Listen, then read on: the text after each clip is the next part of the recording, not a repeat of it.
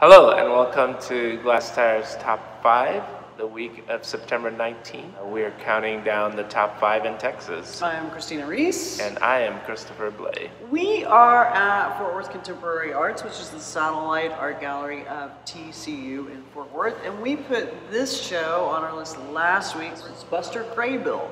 Now, this work is familiar to some of you who watch Top 5s because it was a lot of this work was at the Southwest School of Art, or work from this series a year or so ago, and I wrote about it actually. But he created a whole new thing, which is why he was on the Top 5 last week. It's the crazy death survival vehicle. Yes, the thing that I want when the apocalypse comes. Except for the potty. I need a conventional potty for my It feels like it's the apocalypse, that's kind of one of the last things you're thinking. I don't know. Really good bathroom. It's in my top 5. Number 5 on our list is Dirk Fowler at the Museum of the Southwest in Midland, Texas. Now, Dirk Fowler is an internationally acclaimed graphic designer, and he's based in Lubbock. He teaches at Texas Tech. He's a professor there. You may recognize his work. His letterpress posters are amazing. They're graphically beautiful, they're a delight to the eye. They're familiar to me, maybe familiar to you. But anyway, this is going to be a very cool solo show in Midland of his work.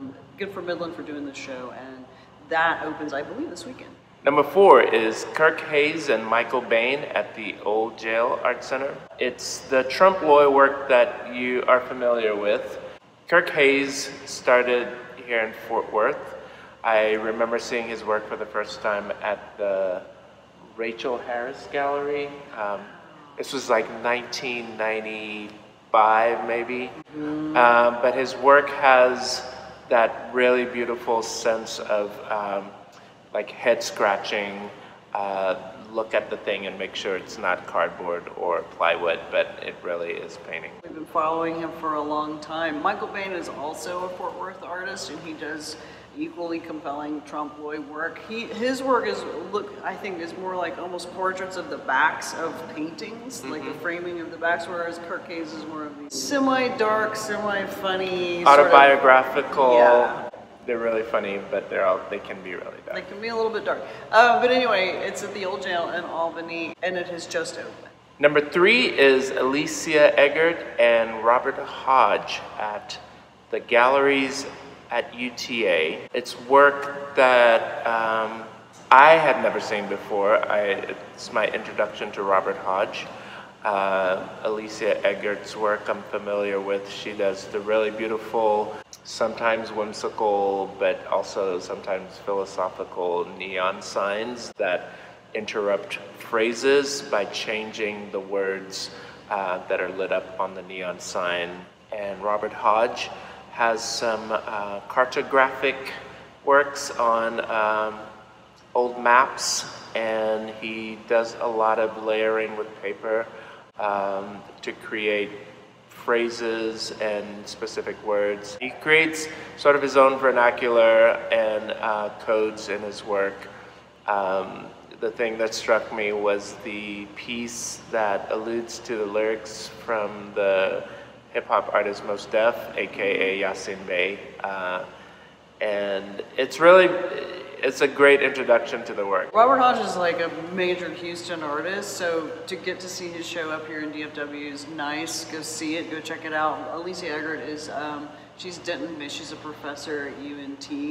Number 2 on our list, and full disclosure, Glasstire is a media sponsor for this, but I would have picked it no matter what. There's a bit of a firewall between me and the editorial side and advertising. I didn't even know that we were a media sponsor for this, right. But it's an Aurora Picture Show. It's a series, it's a program series that starts tonight, Thursday, called Powerful Vulnerable. It is a series of video works by pioneering women video artists. Yeah. So Carolee Schneeman, Maya Deren, Barbara Hammer.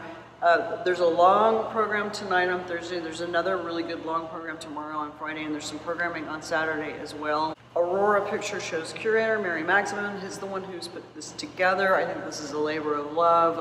There was a little bit of a members preview for it last week, which I attended. It's very good.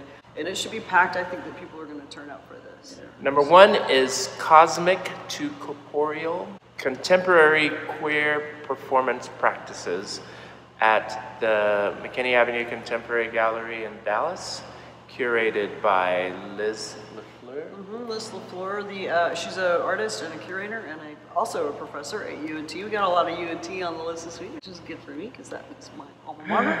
She has put together a really, really nice program. We ran a nice interview with her this week. I think it appeared on Tuesday with Colette Copeland. And she runs down kind of her process for curating this show. She's bringing a lot of great queer performance art into the MAC in Dallas. And it opens on Saturday. Performances start at 7. There's other programming that's going to go on around this show. Keep your eye on Glasstire's listings and on the MAC's website. Look for that. I think this is one of the, in Texas, one of the good 50th anniversary shows of the Stonewall riots. So yeah, I think this is going to be a really strong show. We're excited about it. So that is our list this week. Christopher and I are going to go hop in the Apocalypse truck. The Apocalypse bunker on wheels. And drive off the edge of a cliff, and then go see some art. Go see some art.